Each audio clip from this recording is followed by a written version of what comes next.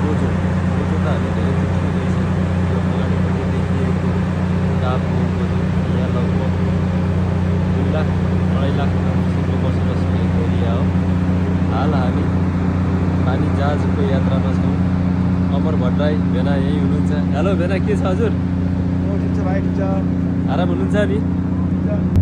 तपाईँहरूलाई म क्रमिक रूपमा देखाउन गइरहेको छु। यो भनेको यहाँ आउने गेस्टहरू, यो चिर्केवाको सबैभन्दा 5 स्टार होटल, अन्तर्राष्ट्रियदेखि आउने पोल्यान्ड, पोर्चुगल, फ्रान्स, युरोपका जति पनि कन्ट्रीदेखि आउँदाखेरि यहाँनिर बस्ने होटलहरू यहीँ अगाडि छ। लगभग यो धेरै ठुलो होटल छ। यहाँनिर चर्चहरू छ।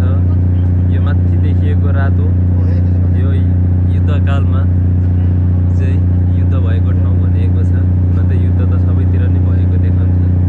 अब यहाँनिर भनेको पहाड जस्तो पनि छ, हिमाल जस्तो पनि छ, समथर भूमि पनि छ, चट्टानहरू छ।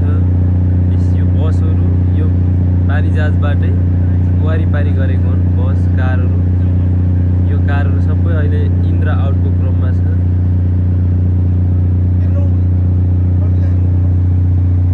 यो परहरू सबै होटलहरू हो, हस्तारे होटलहरू। यहाँ फिसिङ पनि हुन्छ, माछाहरू। यो माथिपट्टि चाहिँ हामीलाई जान मनाइ छ। त्यो दोस्रो तलामा चाहिँ होटल छ। होटलमा चाहिँ बस्न खानाहरू मिल्छ। यहाँ मुनिपट्टि यो जुन देखिएको समुद्रको भागमा माछाहरू पनि पाइन्छ। यहाँ माछाहरू देख्न सकिन्छ, क्यामेराले देख्न नसकिएको हो। मानिसहरू आउने क्रम जारी छ। यहाँनिर प्यासेन्जरहरू बसिराख्नु भएको छ। कोही आउने आइरहेको छ, जाने गइरहेको छ। सर्लक्क मुनिपट्टिको पनि देखाउँछु हजुर। म दोस्रो तलामा आइपुगेँ। हामी तेस्रो तलामा थियौँ। तेस्रो तलामा प्यासेन्जरहरू आउने क्रम छ।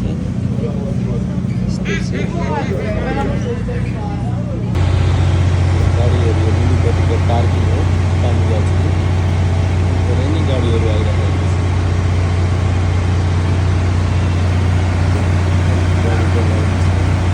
बाहिरदेखि हामी जान सक्छौँ। भित्री होटल छ। होटलहरूमा खानेकुराहरू पाउँछ। यहाँनिर अहिले कमै छ मान्छेहरूको चाप।